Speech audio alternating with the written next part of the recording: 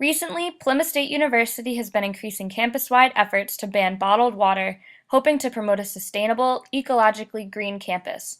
We spoke to the president of EGAW, who's centrally involved with these efforts.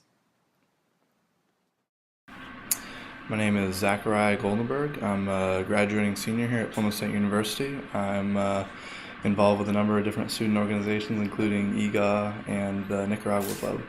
It would prohibit the sales of bottled water on campus. If you want to go to Walmart and buy a bottle of water, that's not an issue. We're not going to have people come in and slap it out of your hand. We actually just met with administration the other day to discuss kind of what the next steps would be. Bottled water is, unregulated, unsafe. There have been E. coli and salmonella outbreaks associated with it. The bottle itself has the longest shelf life of any product, so you're getting the BPA and the other chemicals that leach from the plastic into the water, which is unsafe for your health. And in addition to that, you're paying over 1,900 times as much for bottled water than you are for tap water here on campus. And so it's just unsustainable on every level.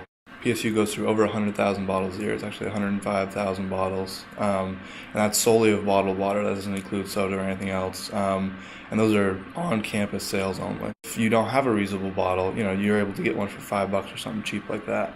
At that rate, you only need to use it 1.7 times to see a return in your investment, for example. So that's the second part. And the third part would be the installation of more fill stations. So you're more able to use your reusable bottle. It's more convenient.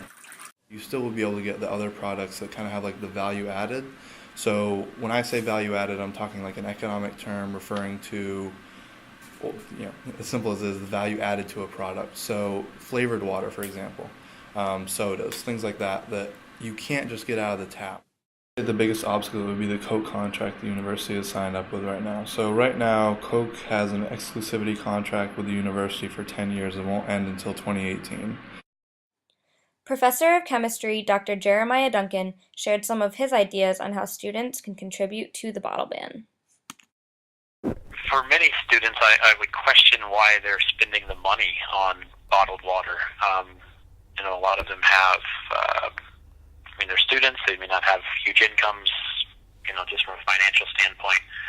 I wonder why they're spending so much money on something that essentially is free otherwise. I would certainly be delighted that they're recycling their bottle. That's great. That's certainly, I think, one of the biggest problems that we see. So at least someone who's conscientious enough to be doing that is great. But, they just not just the cost to them in terms of what a bottle of water costs, but also just the fact that the water itself is it's expensive to produce, it's expensive to transport, compared to simply the water that comes out of our tap.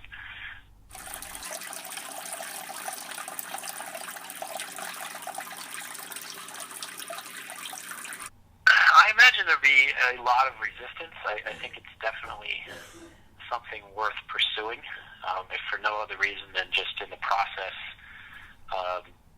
the sort of education campaign that would have to go along with that to try to convince people to agree to such a ban. I think the education of the public and the students and so forth in and of itself would be valuable. Ultimately, would it be something worth doing? I think so. Based on our findings, it is clear the PSU community is well on its way to a more ecologically efficient campus.